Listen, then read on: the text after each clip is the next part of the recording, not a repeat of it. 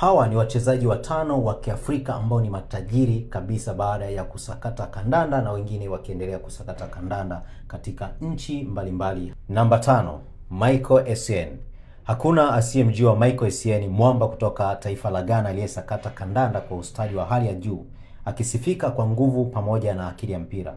Essien alifahamika vizuri kwenye medali ya soka baada ya kujiunga na klabu ya Chelsea ya Uingereza akiwa chini ya mkufunzi Jose Mourinho na kufanikiwa kuipa klabu hiyo mataji kadha wa kadha.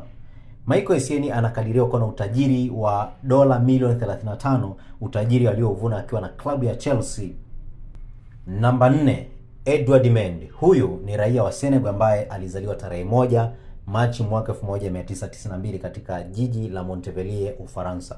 Mendy ni raia pacha wa Ufaransa pamoja na Senegal, huku mama yake akiwa Msenegali na baba yake akiwa raia wa Guinea Bissau. Katika makuzi yake ya soka, Mendy alijiunga na academy mbalimbali kabla ya kuanza kucheza soka la kulipwa. Mwaka 2020 hadi 2023, Mendy aliweza kujulikana zaidi katika ulimwengu wa soka baada ya kujiunga na klabu ya Chelsea akitokea katika klabu ya Rennes nchini Ufaransa mkataba wa miaka 5 ulioripotiwa kuwa na thamani ya euro milioni 22.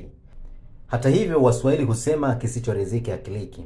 Mendy kwenye msimu 2022-2023 alitumainiwa na kuwa chaguo la kwanza, ijapokuwa hakufanya vizuri kama ilivyotegemea, huku akiandamwa na majeruhi yaliyomfanya kuwa nje uwanja kwa muda mrefu.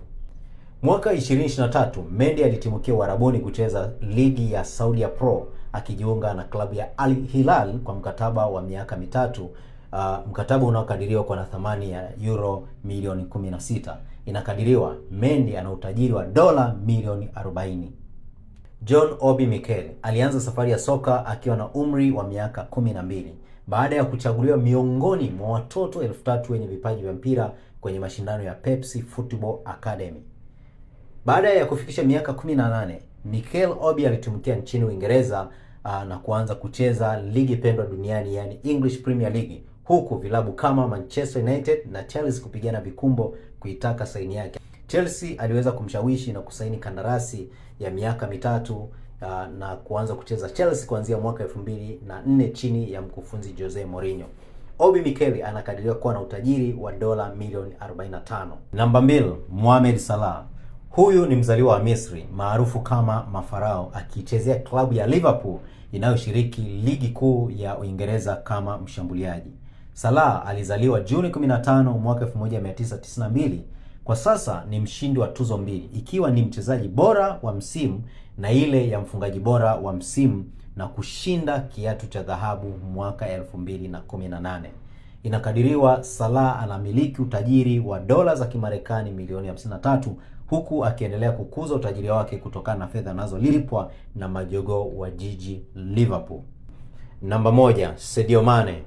Sadio Mane ni jina maarufu kwa sasa Saudi Arabia, lakini pia kwa mashabiki wa Liverpool.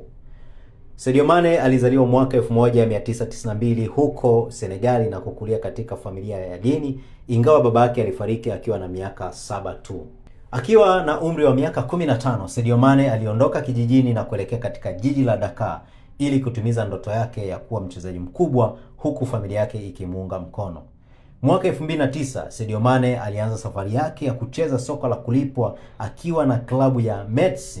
Baadaye akajiunga na Red Bull Salzburg, Southampton kabla ya kujiunga na majogoo wa jiji mwaka 2016. Kwa sasa akikipiga huko Saudi Arabia kwenye klabu ya Al Nassr, Sadio Mane anakadiriwa kuwa na utajiri wa dola za Kimarekani milioni 60.